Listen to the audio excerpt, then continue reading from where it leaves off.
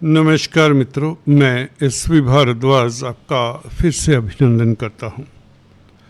अगस्त दोस्तों कैसा रहेगा तुला राशि के लिए जानते हैं इस चर्चा से। दोस्तों, अगर आपको अपना लगन मालूम है तो ये चर्चा लगन पर भी आधारित रहेगी।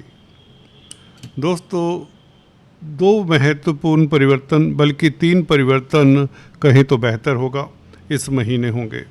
लक्ष्मी नारायण राजयोग भी बनेगा दोस्तों। बुध शुक्र का संबंध 21 अगस्त को हो जाएगा आपके कर्म भाव में। ये बहुत महत्वपूर्ण रहेगा, जो आपकी प्रतिष्ठा, आपके कैरियर के लिए बेहतर होगा।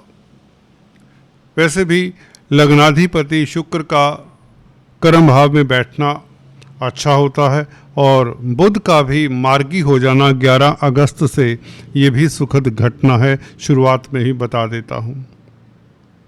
और सूर्य नारायण, जी हाँ दोस्तों, अपनी ही राशि में 11वें भाव में प्रवेश कर जाएंगे 17 अगस्त को सुबह, परंतु केतु के साथ होंगे।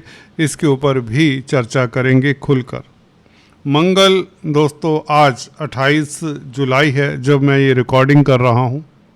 आज रात्रि 8:10 पर 12वें भाव में प्रवेश कर जाएंगे।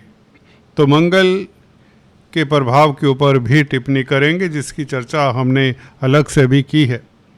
परंतु मासिक राशिफल में, अगस्त के इस राशिफल में हम मंगल के प्रभाव को भी बखूबी जानेंगे, क्योंकि शनि मंगल का समसप्तक योग होगा। ये आपकी ज़िंदगी के ऊपर कितना गहरा प्रभाव डाल सकता है, इसकी भी बात करेंगे। चर्चा को आगे बढ़ाने से पहले आपसे निवेदन, कृपया सब्सक्राइब करने के पश्चात बेल आइकन दबा दें, यही आपसे गुजारिश है। तो क्लॉकवाइज डायरेक्शन से शुरुआत करते हैं। पंचम भाव में आपके राहु विराजमान रहेंगे। राहु पंचम भाव में विद्या बुद्धि संतान का भाव है, परंतु सूर्य से दरिष्ट होंगे। सूर्य भी स्वग्रही होंगे। राहु को देखेंगे कब से? 17 अगस्त से। तो राहु का संबंध कहीं ना कहीं गुरु से और सूर्य से हो जाएगा, क्योंकि गुरु से पहले से ही दृष्ट हैं। गुरु की नवम दृष्टि इस राहु के ऊपर पड़ ही रही है, और अब सूर्य की भी दृष्टि राहु के ऊपर रहेगी 17 अगस्त से।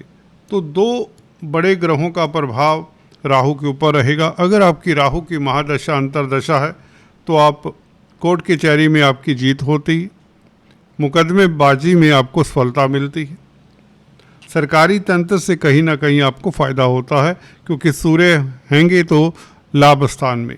11वें भाव के सूर्य कहीं ना कहीं आपको सरकारी तंत्र से फ़ायदा भी कराएंगे।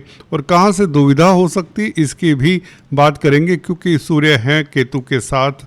केतु के साथ 17 अगस्त से किस तरह की दिक्कत देते हैं, किन को दिक्कत देते हैं। किन को दिक्कत का मतलब सभी तुला राशि लगन वालों को यह नेगेटिव फल नहीं देने वाले, खासकर जिनकी केतु की महादशा अंतरदशा है, उनको थोड़ा सा संभल कर चलना चाहिए। उसके बारे में मैं अभी बात करूंगा।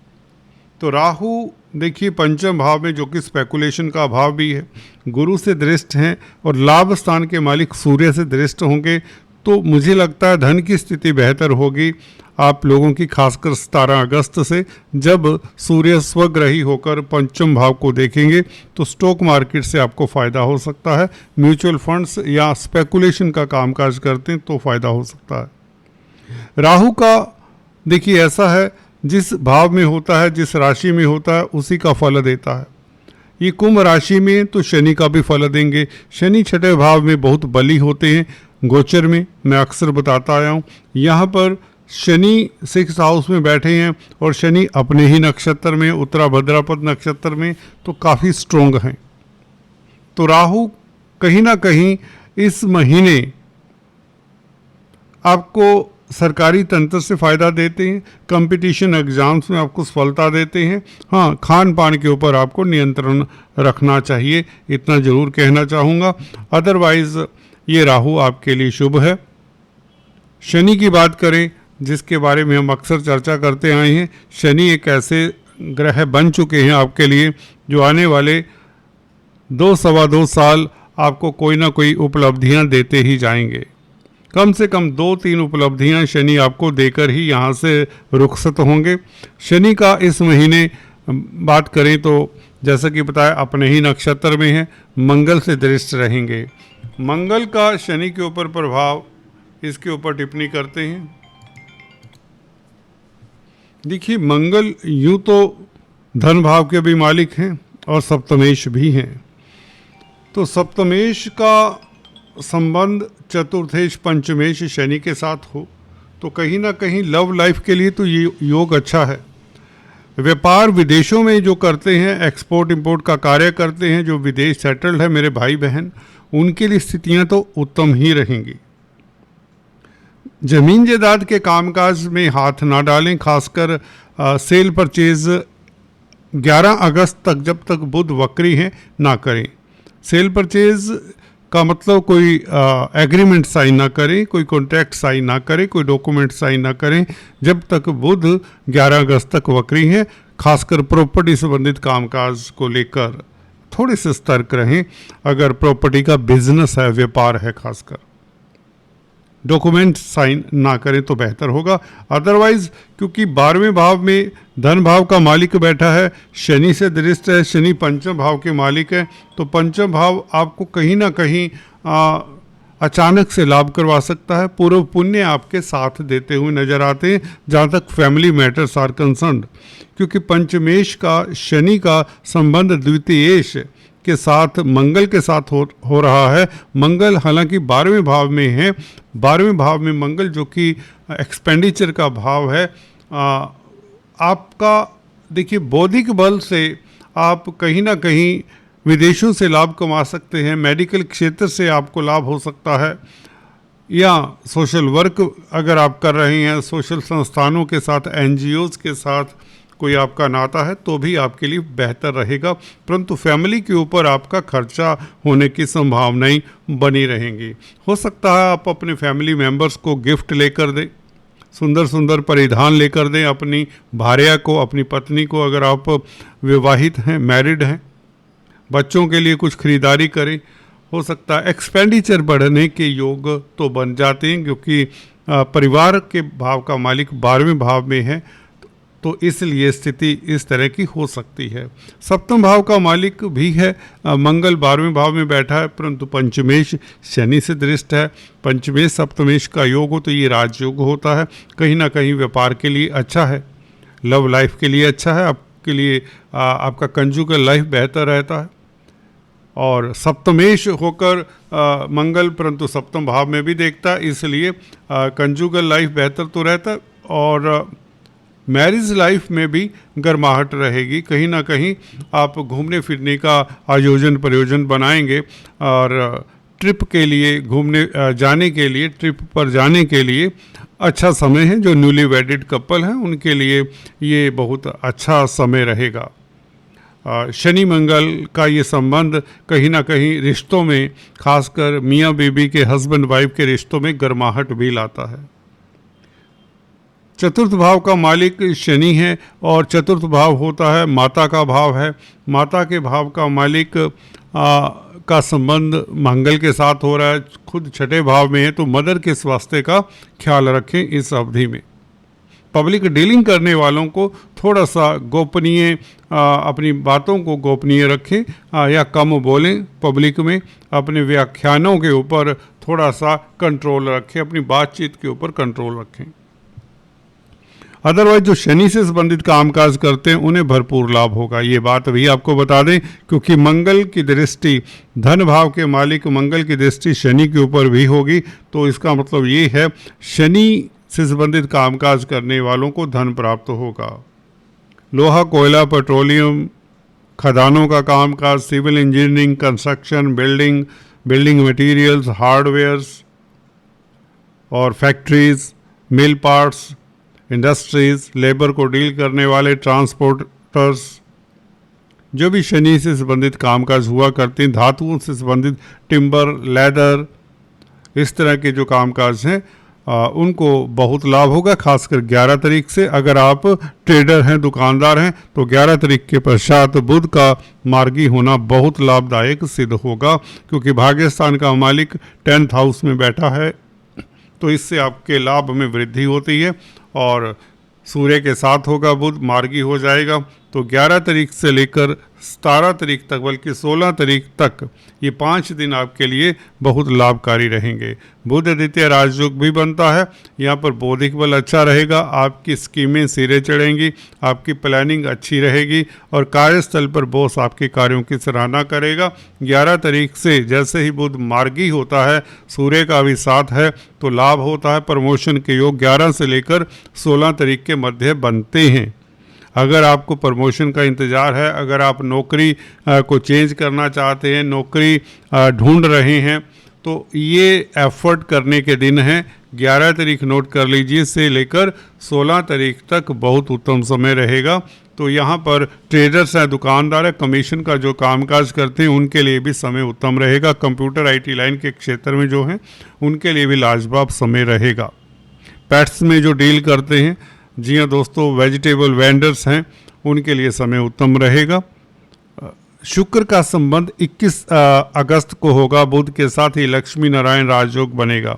तो 16 तारीख के पश्चात अगर हम शुभ तिथियों की बात करें, तो 21 तारीख से लेकर इस महीने के अंत तक 30 अगस्त तक ये बहुत अच्छी स्थिति रहेगी, क्योंकि 30 अगस्त को फिर बुध 11वें भाव में सिंह राशि में प्रवेश कर जाएंगे। तो ये 10 दिन, तकरीबन 9 दिन आपके लिए बहुत बेहतर रहेंगे।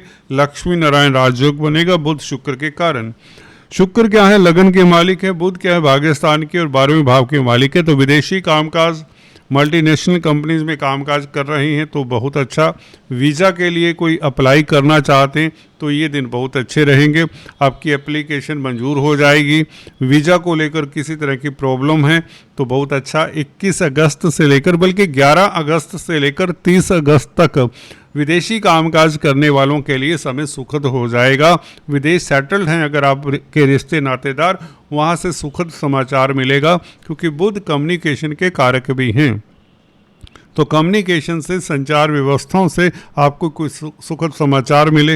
हो सकता है आप कोई, अगर आपने एग्ज़ाम दिए हैं तो एग्ज़ाम में पास हो जाएं, कॉम्पिटिटिव स्पर्धाओं में उत्तीर्ण हो जाएं, ऐसा होने की प्रबल संभावनाएं रहती हैं। व्यापार के लिए समय अच्छा रहेगा। कारोबार जो करते हैं, कारोबार को एक्सपेंड करना चाहते हैं, या कहीं पर पैसा अटका हुआ है, खासकर विदेशों से संबंधित एक्सपोर्ट इंपोर्ट के कामकाज में कहीं किसी तरह का धोखा हुआ है, नुकसान हुआ है, उसकी भरपाई होने के चांसेस प्रबल हो जाते हैं। इस अवधि में 11 तारीख से एफर्ट करते हैं तो आपको डेफिनेटली लाभ होता है। भाग्यस्थान का मालिक कर्म भाव में बैठे तो आपका जो भी कामकाज है, नौकरी है, व्यापार है, बिजनेस है, कुछ भी करते हैं, बुध से संबंधित हो ना हो, भले वह शनि से संबंधित है, मंगल से संबंधित है, उसमें आपको बुध ऐसा ग्रह है, भाग्यस्थान का मालिक, कर्म भाव में बैठकर मार्गी हो, ये बहुत बड़ी उपलब्धि रहेगी इस महीने की। तो कोई खुशखबरी मिलने के योग बनते हैं साफ लफ्जों में, परंतु 11 अगस्त तक आपको थोड़ा इंतजार करना पड़ेगा।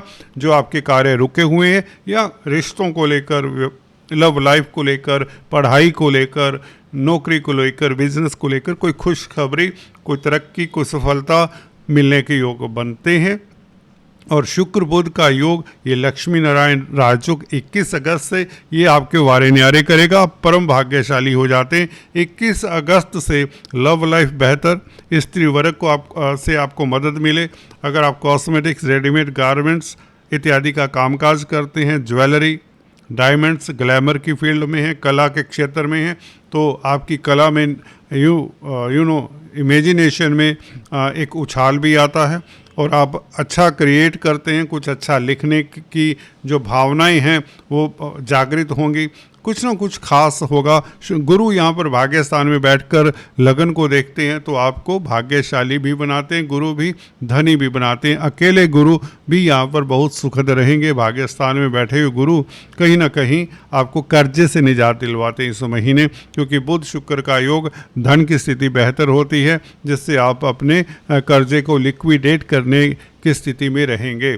सूर्य 11वें भाव में, इसकी चर्चा कर लें। सूर्य दोस्तों 17 तारीख सुबह से जैसे ही सिंह राशि में आते हैं तो लाभ तो होगा।